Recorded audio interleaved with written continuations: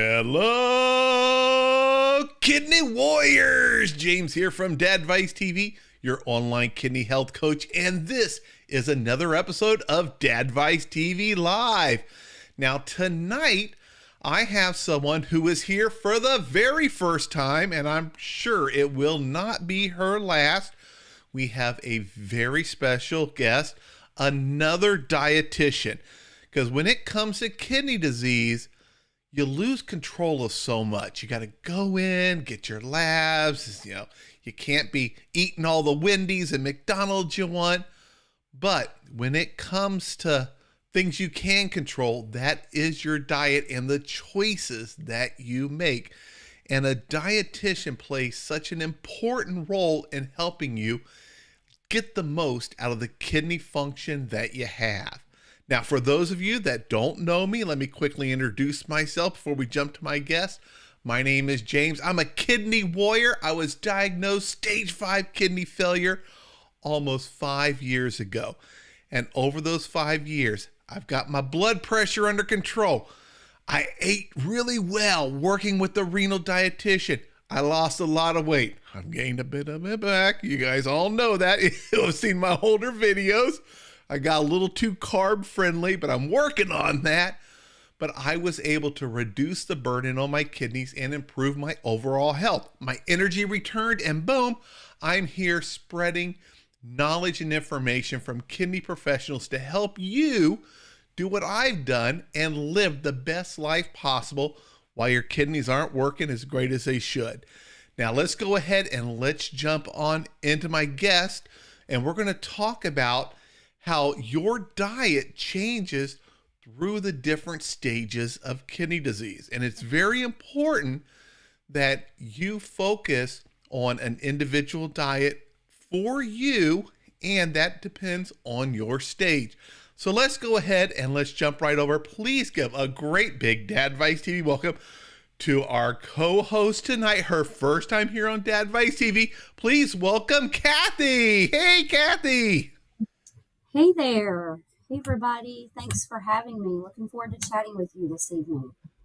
So my name is Kathy, and I am a dietitian in North Carolina.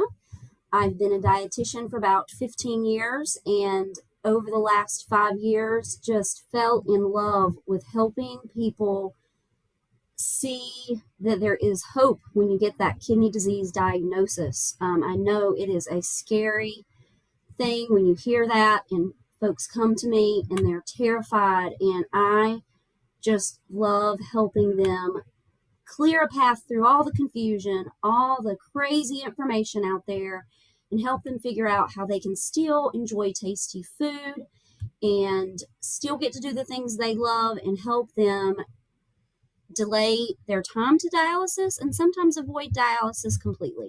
So thank you for having me tonight. Hey, that is great. And look at all these people we got here.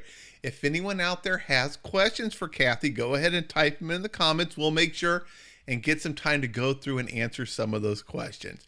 All right, Kathy. So our topic tonight is how your diet changes through the different stages of CKD. So tell us about that. So, you know what, the message that I hear from people every day, every week when I talk to them is that they find out that they have kidney disease. However they find out, did a doctor tell them? Did a specialist tell them? Did they figure it out on their own by looking at their labs? And generally, they go to the first place, which is the internet, to try to figure out, what does this mean and what do I do now? And there is so much information out there. And if you just search renal diet, the renal diet encompasses a huge number of people with a huge variance in what's going on with their kidneys. And so it's really, really important that you figure out what you specifically need to do. I say all the time that kidney disease is not a cookie cutter situation. So everybody is different. And so, one of the things people come to me with often is with early stage kidney disease, and they come in and they have eliminated all the high potassium foods because that's what they read that needs to be done. And then they found out they should eliminate all the high phosphorus foods, and they do that. And they come to me and they say, I'm starving and I don't know what to eat. And am I going to have to eat like this forever? And so that's what I love to talk to people about. So when you are at early stage, so when you went to the hospital, unfortunately, you got the diagnosis that you got really late in the game. Yeah, I was GFR8, and I'll tell you, I did exactly what you said. I was like, ooh, I'm reading the internet. It says avoid potassium, protein, sodium, and my diet for the next week was uneatable and tasted awful. My wife actually made us some chili with no protein, no sodium, not one drop of salt in there, and I could not eat it. And I thought, I can't go on this way. This isn't doable. Life will be miserable until I talk to a dietitian. Absolutely. So that's a good example. So let's talk about the sodium, for example. So truthfully, really everyone, that is one thing that's pretty general for the most people. So most people do need to watch their sodium intake. Now, there are some people that just have a lot of things going on and their sodium stays low, and those people get different recommendations. But the general, for most people, you do need to limit your sodium. So it seems like it would be common sense that if you should reduce your sodium intake a little bit, then perhaps it would be even better to cut it all out. So I have people that come to me and I review their eating, and that's what they've done. They have cut out so much sodium that you're right, it tastes terrible when there's no sodium. So a few months ago, I made a recipe for my family that I was testing out to use as a recipe for my clients. And I did just that, just to see what it would taste like. I made a soup. It was terrible. Yeah. No one wanted to eat it. So, and there's no benefit to that. So your body does need sodium. It's a very important electrolyte. And so your body does need sodium. So generally people get a couple of messages: drink more water, reduce your sodium, and sometimes they go in and add a few new blood pressure medicines. So if you go home and you take all that and you take it seriously and you start drinking lots and lots of water and you cut your sodium and you start these new medicines, before you know it, your blood pressure is too low and you're feeling dizzy and you're feeling terrible because you've done all the things and now you're at the opposite end of the spectrum. So sodium is one of those that, yes, you need to do across the board, but none is not a good option either. Mm-hmm.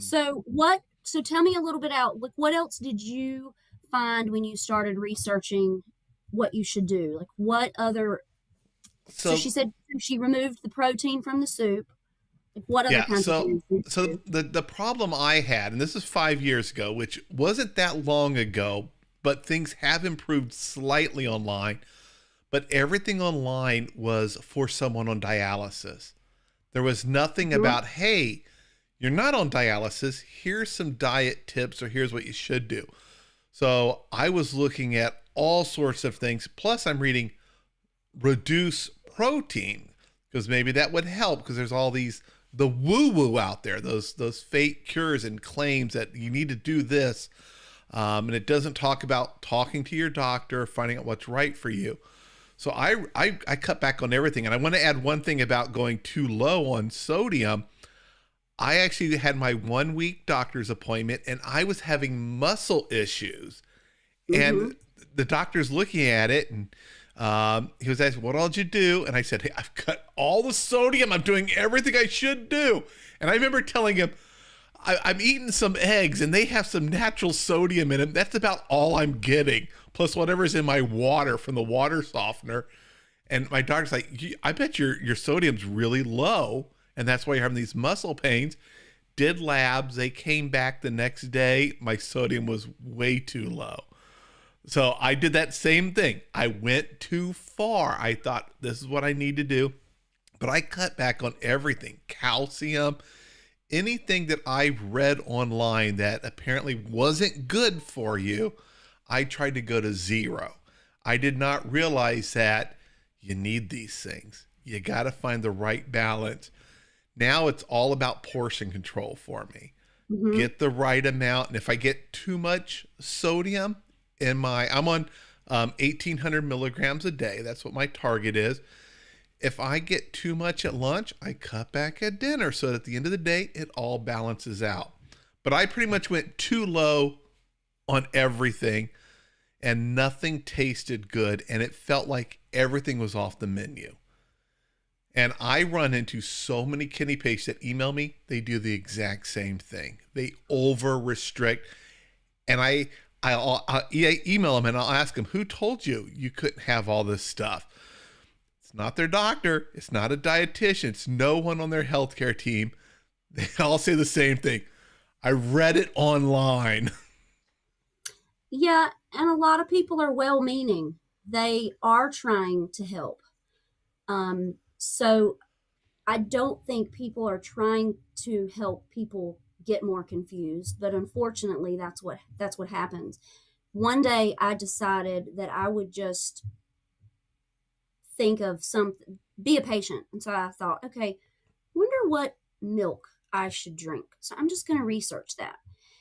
And it made me think of things differently, because when you look at it like someone with kidney disease that's trying to figure out what to eat, you realize that most articles end similarly. If you have problems with kidney disease, you might need to avoid this food. Mm-hmm. All of them, because they're written for a broad audience. They're written from the person that has minimal kidney damage to the person that's on dialysis. And there's a huge difference between those people. So that's why I particularly love working with the people that are in the early to mid stages, because oftentimes I can give them so much more free, open up so many options for their meals that they didn't think they could eat. So, it makes me sad, but I don't know how you could put across written information online that would be able to get the message across that everybody's different. Like, you just unfortunately can't get your specific answers online. You need somebody to look at your labs with you. What diagnoses do you have? What else is going on with you? And give you personally specific information. Yeah. So the protein is another good topic. And that's an interesting one, because now there's a lot of research out there about animal protein versus plant protein. And so people are, in addition to wondering how much protein they should be eating, then they're wondering what type of protein should I eat. And so that creates another question in your mind. And one of the things that you can't really get across on an article online is you may not be the person that was eating too much protein to begin with. So maybe you don't need to do anything different with your protein. Perhaps that's not something you even need to really make changes on. So everybody's different, and everybody want this. People want the same thing. They want what you did. They don't want to go on dialysis. They don't want their quality of life to decline, and they don't want to think they don't have time to spend with the people they love. Yeah, and for me also, it was very challenging to go from my lifestyle that every single meal was served to me by someone I paid, either through a drive-through window or a restaurant. I did not cook before kidney disease. I would heat things up in the microwave. That was about it. And it was extremely difficult for me to switch to where I was cooking. And I had no clue how to do it. I was very bad at it. And my dietitian, I worked with several of them, she gave me a few things. I was like, hey, I love McDonald's. That was my number one go-to. And I loved the McChicken sandwich. They were like $1 each. And it's like, whoa, I could grab 2 of those at the drive-thru and eat them on my way to work or eat them at lunch or something. That's easy fast food, but not great for me. So she helped me by, hey, here's what we're going to do. I'm going to show you a recipe to make it really easy at home. And we made a fake version of it, and I liked it. And that kind of gave me an introduction to cooking at home and changing from this, ordering food that's highly, highly processed, just loaded with sodium, to now starting to prepare things. And I gradually started replacing things and got to where I'll eat a lot at home now. And I went for a while, always eating at home. I was making every meal, lots of stir fry. Now I'm at the point I'm so confident in my food choices, I can eat anywhere. I may not be able to eat much at some places. I'm like, okay, well, this is loaded in sodium. Sodium is my number one thing that I watch out for. I may say we're going to a pizza parlor. Oh, it's good pizza, but it's loaded in sodium. So I can only have one piece, and I'm going to eat it very slowly and enjoy it. And I'm going to eat it for lunch. I will not eat it for dinner because I'll be up all night drinking from the sodium, which then means I'm waking up and peeing constantly throughout the night. But it took me a while. My dietitian helped me, though, make that transition to where I started making meals now. And now I enjoy it. Even today, I was making lunch, and I was digging through the spice cabinet, and I was looking for some spices that I'm out of. I'm like, oh, darn it. I had certain flavors I wanted to make. And 5 years ago, I could not have imagined myself doing that. Now I enjoy it. And it's all because I've learned how to kind of balance my meals and adding variety and using seasoning correctly to replace what I used to rely on, which was always sodium, salt. Absolutely. So yeah, you made a lot of good points there. One of the ones that there are lots of people out there that don't know how to cook for one reason or the other, or they just haven't needed to, or they're, life is busy and it's easy to run through the drive-through. And if it's cheaper to go to get the $1 McChicken than it is to go to the grocery store and buy all the things and make it, it just doesn't seem like an urgent issue. So absolutely, I love those examples. And the other thing you pointed out is it was a step-by-step process. You did not convert from eating out 100% to cooking 100%. You gradually made changes. And I think one of the things that's hard as humans, when we become aware of a problem, it's our nature to want to go from whatever degree of imperfection we were at to perfection overnight. And because we want to do all things we need to do to take care of ourselves. But oftentimes that leads to frustration and can lead to you wanting to give up because it's just too hard. Whereas if you can single out what your priorities are, maybe for someone the priority is drinking more water.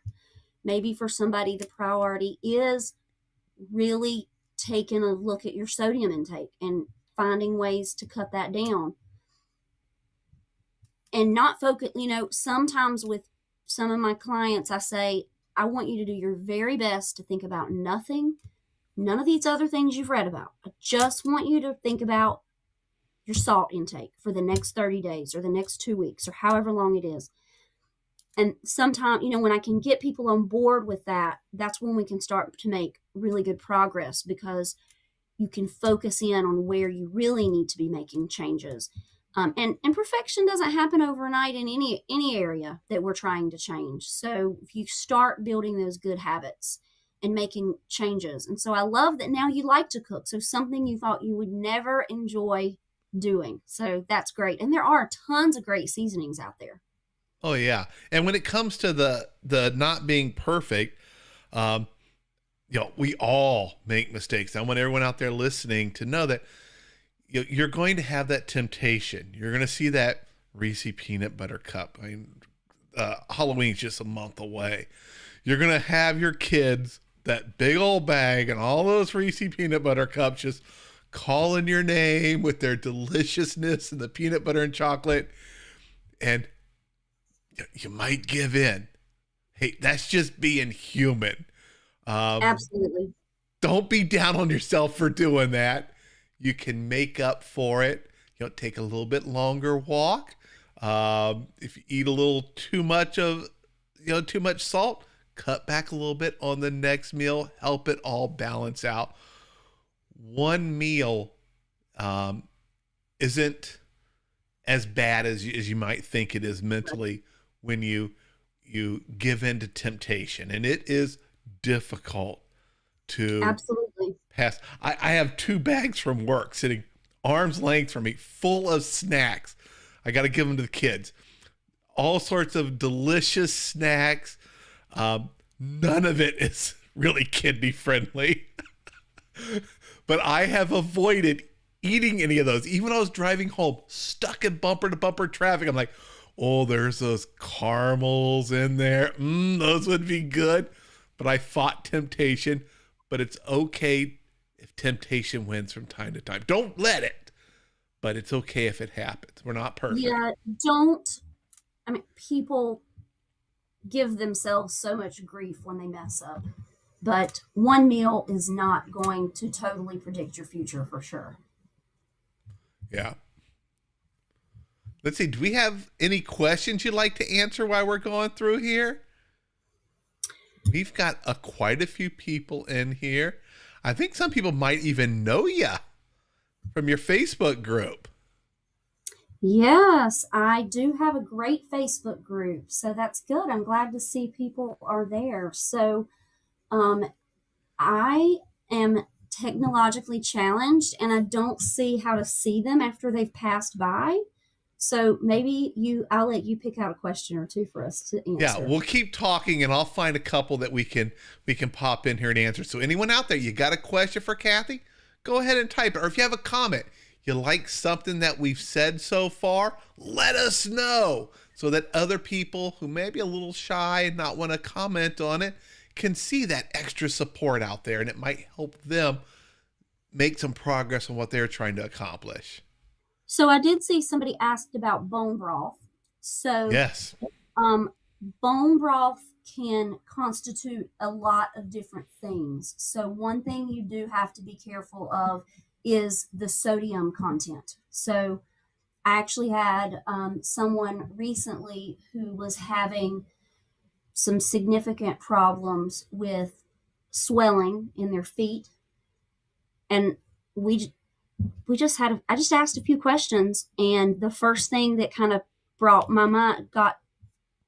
my attention was they'd recently started drinking bone broth. So I just said, go home and check that bone broth. And sure enough, it was loaded with salt. So I do think it's a good option. So maybe this will help you understand a little bit. So sometimes dialysis centers use bouillon or chicken broth as their treatment for their patients that's blood pressure drops too low, because it's a good high sodium product. So if it's an antidote for high blood pressure, it makes you see that could be a bad option in terms of salt content. So check the label, look for the sodium content. You can also make your own broth from cooking chicken if you have the desire to do that, and that can be really flavorful, and then you have more control over the amount of sodium that's in there. But it's not off the table. Yeah, and like you said, think about your whole day. So, everybody eats a little bit differently. Some people eat 5 or 6 times a day. Some people eat 2 times a day. So how your sodium divides up throughout the day is going to depend. So think about how many times in a day you sit down to eat, and think about that. 2,000 is just a rough guide for people. So think about if you drink 5 If you eat 5 times a day, then you'd need to divide that sodium across 5 times. If you eat 1 or 2 times a day, then you are going to have more room for a little more sodium because you're not eating as much. Think about that when you look at the label, and think about, so this broth, is it part of your meal or is it your entire meal? So if what you're looking at is your entire meal, you've got a little more room for sodium. If it's only a small part of your meal, you don't want to use all your sodium probably for that one small item. Yeah, I try to do about 600 grams per meal, somewhere around there. And if I look at an individual item that I want to get, like, oh, here's something I want to snack on, kind of my internal rule of thumb is a serving, which is a big thing you got to look at, because sometimes the serving is 1/3 of something. You're like, that's not a serving. But I try to keep the servings well under 140 milligrams if possible, with a 600 total per meal. So in the morning, if I eat breakfast and I'm going to have a snack before lunch, I count that sodium either towards my breakfast, or if I hit my 600, that's now eaten into my lunch amount of sodium. Mm-hmm. And if I'm going to have a higher sodium meal, it is always lunch, never dinner. Because like I mentioned earlier, water makes me thirsty. I'm constantly waking up wanting to drink, and then I'm constantly needing to go to the bathroom. And I'd rather get a good night's sleep than be up and down throughout the night. So you gave a little bit of information. Someone wanted a little more hard numbers about like looking at the label. So if I was looking at a bone broth or a chicken broth or anything, and I saw that it said a serving was 1 cup, and I looked at all the different choices, you're going to find a variance in sodium content. If I, like you mentioned, if I picked one up that a cup had 120 milligrams, okay, 120 milligrams for a 1 cup of soup, that's reasonable for a 600 milligram limit for a meal. So that would be maybe a good option. If I picked one up that was, and this is not unreasonable, I'm making up these as examples, but it's not unreasonable that you would pick up a bone broth that says 1 cup has 800 milligrams. So in that 1 cup of broth, you've now had more than you needed for the meal, much less for that one little piece. I would water it down and hope it still tastes good. Right. And there are a variety of things you can do. That is a good point. And maybe you are looking for something at the grocery store that you really would like to have for a particular reason, or maybe you're going to use it in a recipe. Try to find the best option, but be sure you check those portion sizes, because food companies they know what they're doing. And so they make those labels look good and they know we look at those labels. So for example, the other day I was looking at soy sauce. So I looked at the different soy sauces. I looked at the different coconut aminos, which is a similar product. And I had them lined up at the grocery store, like which one's the best. And I was like, oh, this one's much lower. I think about this every day, and I got caught messing up with the label. All of them had the same serving size except for that one whose serving size was 1/3 of what everybody else's was. So this is a good example of how hard it is to make sure you're looking at consistency across your labels. So just so you know, though, even when I multiplied it by 3 to make them consistent across for comparison's sake, that one still was the lowest. Yeah, and I find that things that are high in sodium, that are liquid, I can usually water them down 50-50, and the flavor's still almost the same. But if I'm going beyond 50-50, the flavor starts dissipating, and at some point, it's not worth it. Yeah. So alternatively, if you're making a recipe and say it calls for a tablespoon of soy sauce, quite often you could put a teaspoon in the whole recipe and get the same flavor profile that that recipe was looking for. So that's another way to kind of play with the recipes to get the sodium cut down.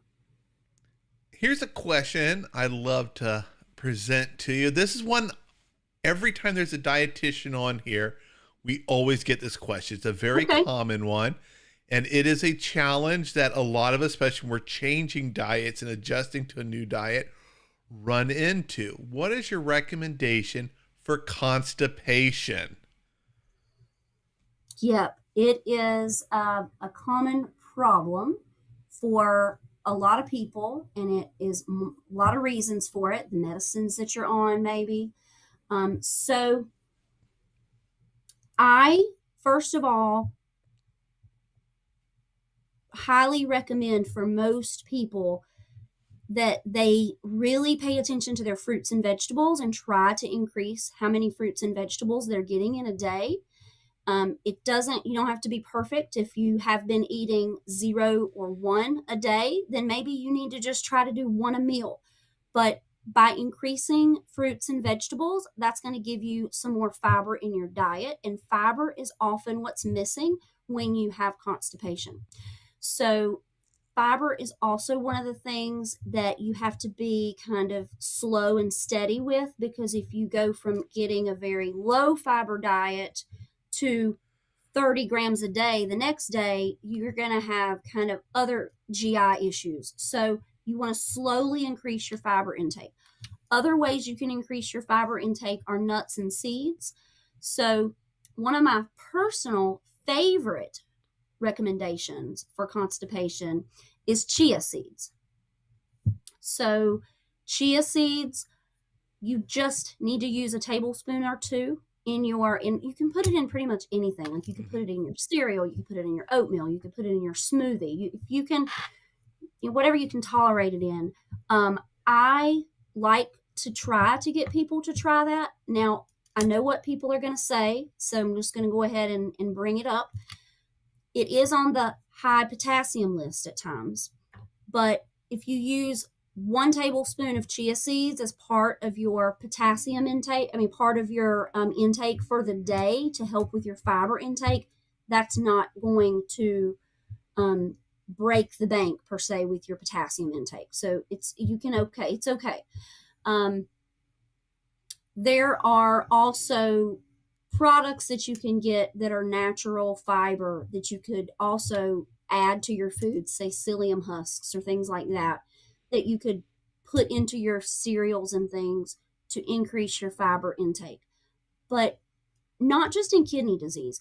Most people do not get enough fiber every day. So we really need to try to get enough fiber every day. And so the recommendation varies a little bit between men and women, but most people get much, much less than, say, 25 grams per day. So even if you could get up to 25 grams a day, that's way better than probably what you have been doing. Yeah, I did really good when I was at my best. I was eating lots of apples. My doctor worked me up to a high fiber diet. I wanted to do it all at once, and he warned me, and I disobeyed, and I tried to go from very little fiber to I think like 40 grams in a day, and that did not work well for a couple days. Again, human nature. We want to go, if a little bit is good, a lot must be better. So we cut out all the sodium, and then we think we need 40 grams of fiber. That's human nature. That's what people do. So yes, we try to recommend those things to people, but sometimes people just can't help themselves and think, well, it's not going to happen to me. I'll just get 50 grams and it'll be fine. Yeah. So someone suggested papaya, and papaya is a good source of fiber as well. So papaya has in about a serving a couple grams of fiber, so it's going to help. So you really want to find things. So like if you're looking at bread choices, you want to find the bread that has a higher amount of fiber. So that's one of the things that I look for in choosing a bread, which bread I'm going to use for making sandwiches or whatever. If you can find one that has 5 grams per serving, That's a good amount of fiber for a piece of bread. So that's one other way you can increase your fiber intake. Yeah, I've been using, I shifted away from bread and I use these tortillas, high fiber ones, and they're great because I can make like all sorts of unique handheld sandwiches that I can take to work or can have in the fridge, slice them all up. Got little pinwheels for the kids to snack on. Yeah. And they have plenty of fiber in them, which makes it easy to get my fiber, and just so much you can do with hummus and different sauces and vegetables. Oh, endless creativity. So the other thing, if you are someone that needs to watch your blood sugar, fiber, protein, and fat, if you eat those with your foods that raise your blood sugars, that's going to curb that spike in your sugar. And so buying the foods that have higher fiber content are going to be really good for helping you manage your blood sugar. Yep. Now, someone just asked about oatmeal. Oatmeal is an excellent choice for people with kidney disease. So I love that option. It's a great option for breakfast. Good way to get fiber and good way to get lots of vitamins and minerals that we really need. And so one of the things that I find is that people get so zealous and excited about taking care of their kidneys that they just reduce one thing after the other out of their diets. And before you know it, if you're not careful, you're going to miss a lot of vitamins and minerals that you really need and start to have side effects that were unintended because you didn't know that by eating bread products or different products, you were getting essential vitamins that you needed. And now suddenly, because you're not eating those, you start to have more things going on. Maybe you are having more symptoms than you were having before you even started doing this. So it is a challenge. I know it's a challenge to figure out kind of where to land in having a balanced diet. Yeah, and variety has been one of the things I've tried to stay with. In the beginning, I would find a couple things and just stick with them. And my dietitian was like, no. There's all these little things that you're missing when you do that, and you're going to get bored quickly of eating the same thing all the time. Lots of variety, and eat a little of this, little that, and it gives you all these essential nutrients that you need that you didn't realize you've now cut out because you just found only these couple things to try to live off of and survive on. And like you said at the beginning when we started talking, it's pretty depressing to think these three foods are what I'm going to eat for the rest of my life. Exactly. No one wants that. No, we don't want that. That is for sure. Very few people are that much creatures of habit that want to eat the same thing every day, day in and day out. So absolutely varying your whole grains, varying the vegetables that you're eating, varying the fruits that you're getting. Those are all good ways to make sure you're getting all the nutrients that you need in your diet. So one of the things that I encourage people to do is I give them a kind of a handout that divides fruits and vegetables by color. So eat your rainbow. So try to pick fruits and vegetables from the different colors because those colors play a role in what vitamins and minerals are in there. And so by varying your colors each day, you're making sure you're getting different nutrients. Yeah. Now I see Debbie asked a question, and this is one I get emailed all the time, and I'll respond and then I'll let you respond. And we may not agree. That's okay. You're the expert. She said she wants a food chart of what is good and bad for CKD. And I tried this at the beginning. I wanted a list of foods I could eat, and that's where I found my couple items and stuck with it. And what's worked for me is not using a list, but looking at what are my nutritional goals every day. How much sodium can I have? There's certain things that I've got to watch for. How much fiber do I need? I was given a minimum and a target.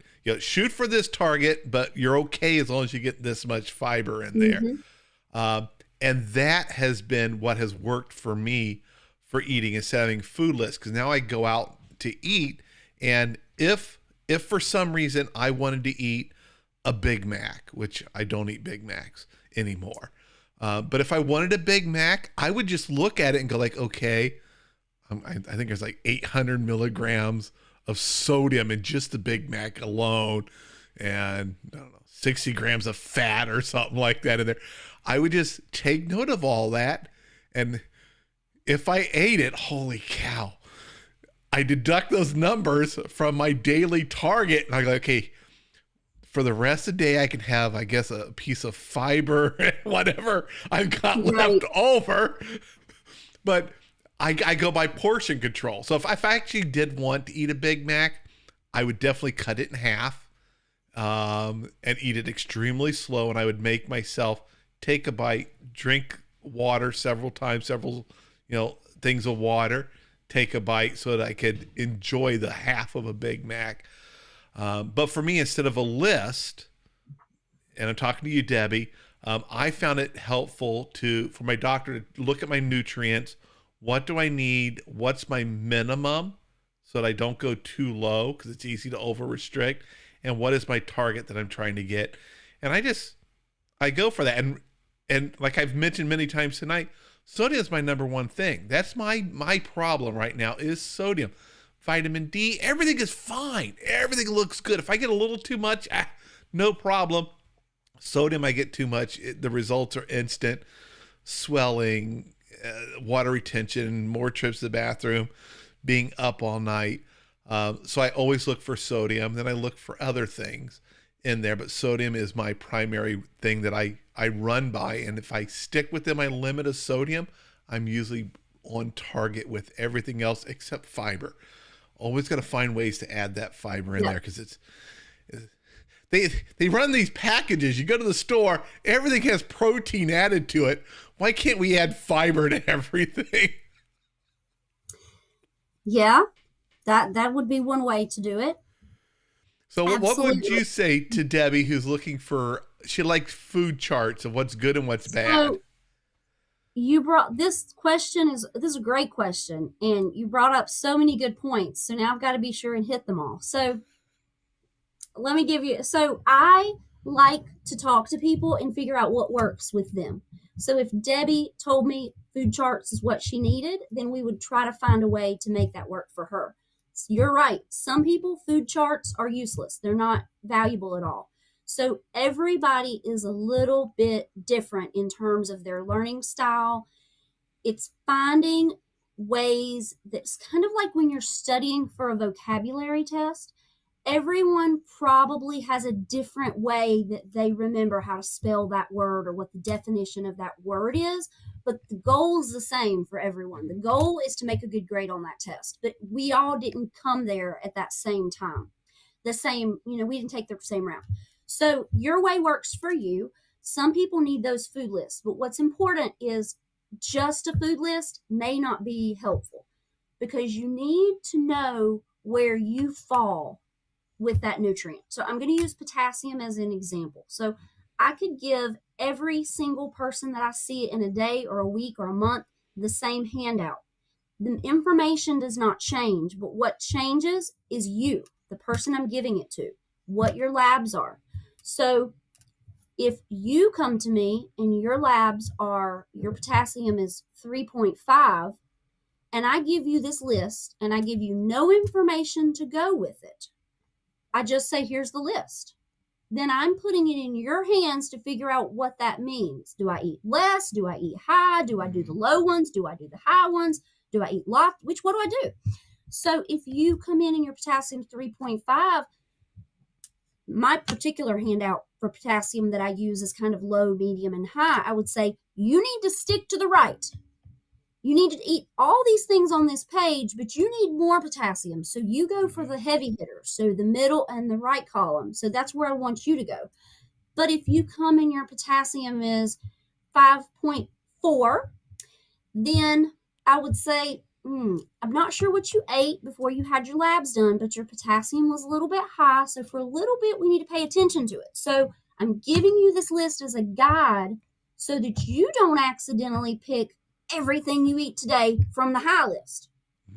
Doesn't mean you can't ever eat those foods on the high list. Some people do better if they have some no's. I will not eat potatoes because of whatever.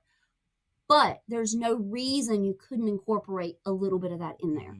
But where you are depends on what that chart means to you.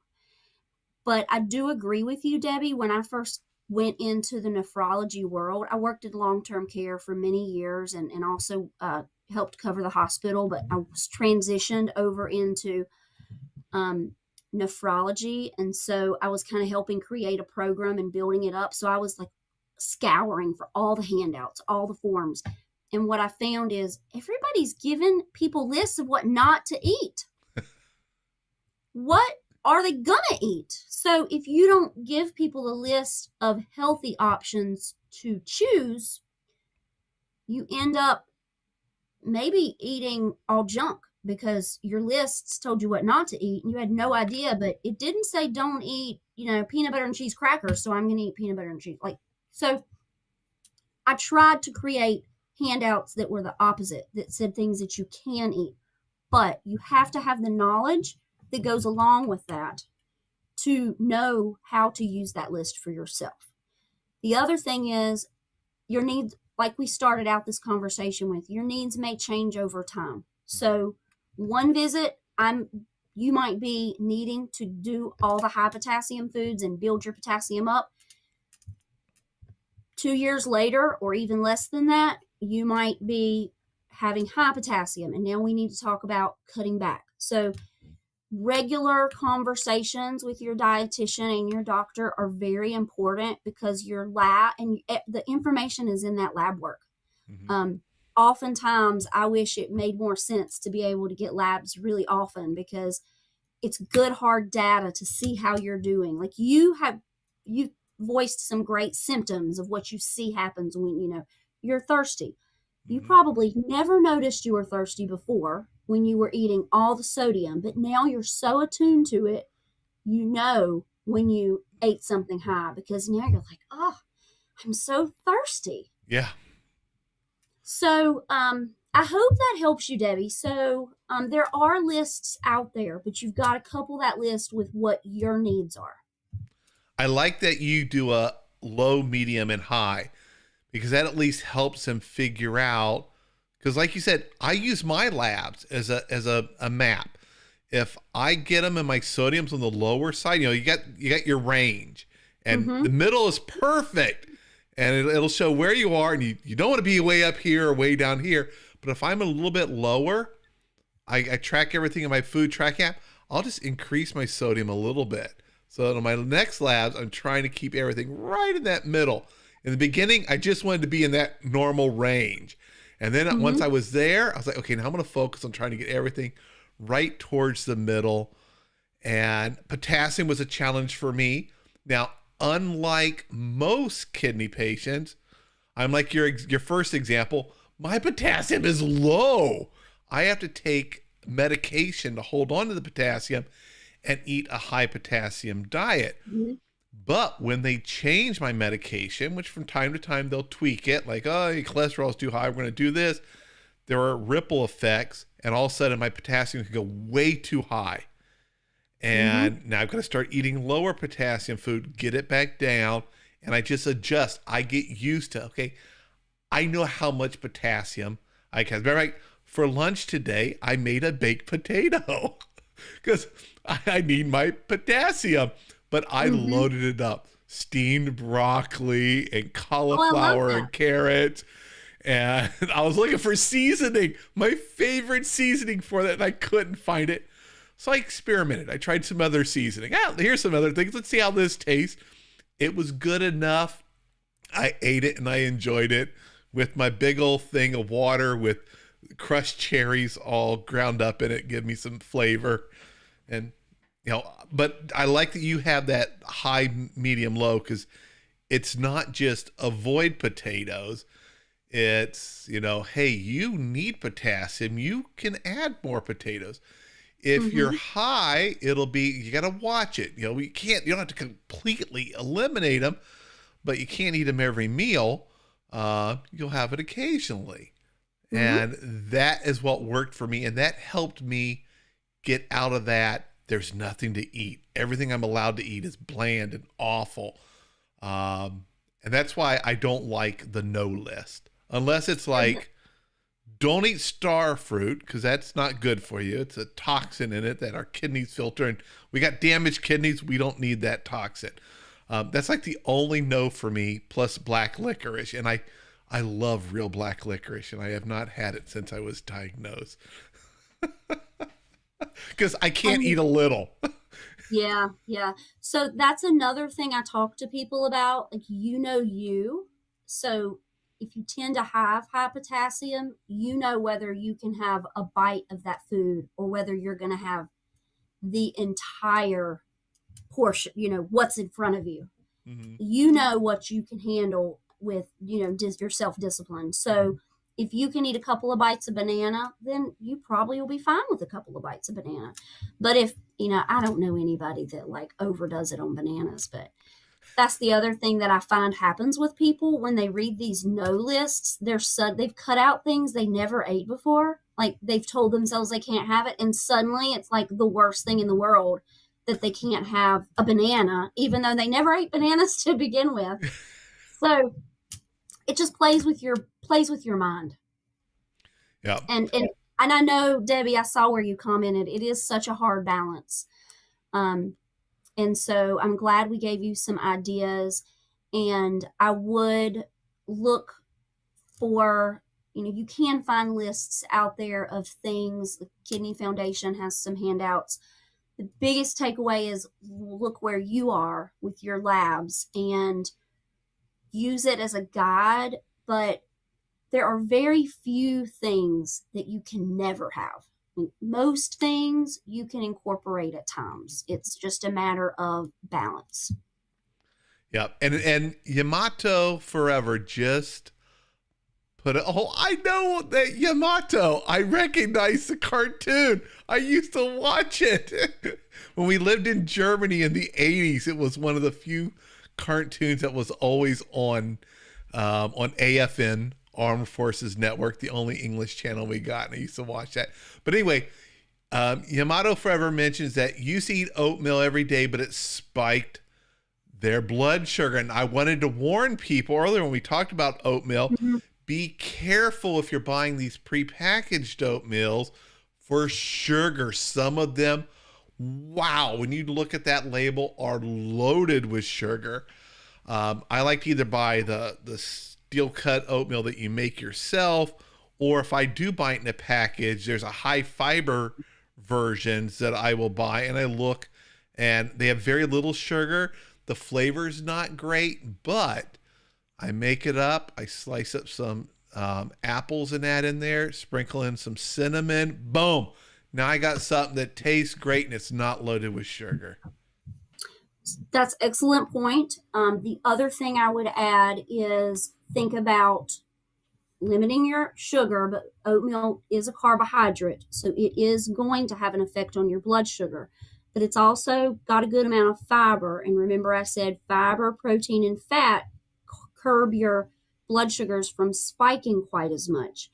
So, like he was saying, he put some apple in his oatmeal, so that's adding some more fiber to the item. Nuts add some more fiber and some protein and some healthy fats.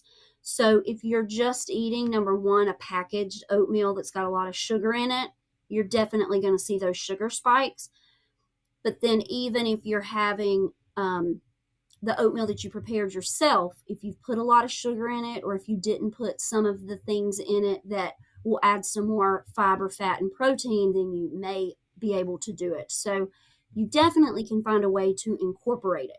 The other thing is, I think often in our society, we don't, we show the plate, the healthy plate, but how many times do we just have a bowl of oatmeal for breakfast? So we don't have a small bowl of oatmeal with maybe some protein and some vegetables and other things. And so If you do a huge bowl of oatmeal, you may see that rise, but you should be able to find a way to get it incorporated. And it does have tons of nutritious benefits to incorporate it.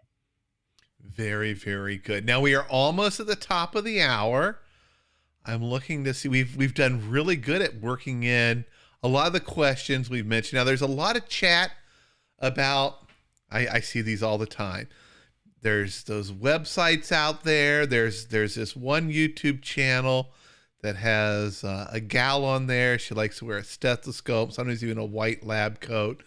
But she's hired from Fiverr. She's not a doctor, has no training, and she recommends things like this all the time. She posts about 3 cures a week. She should be a trillionaire by now, since she can cure kidney disease in so many different ways. I don't know how she keeps watchers, if she keeps curing them, but people are asking about turmeric. People have heard, and I've seen it before, that turmeric is good for kidney disease and it does something for you. What is your thoughts on turmeric outside of it being something you can add to food for flavor and color? So there is some research out there that has looked at dosages of turmeric or curcumin. They both have similar properties, and they found that they had favorable effects on kidney disease. So there has been some research that has shown that, and turmeric has lots of benefits in addition to that. So I don't think that, let's just say you continue doing all your eating out and you start doing turmeric, it's probably not going to counteract the effects of your going at, your McDonald's and your other things. But it is one tool that you could put in your arsenal, in your toolbox, to help with your overall health benefit. The other thing is, when we do these research studies, you really need to take a look at how large the dosage was. Same when you look at research about cinnamon and other things.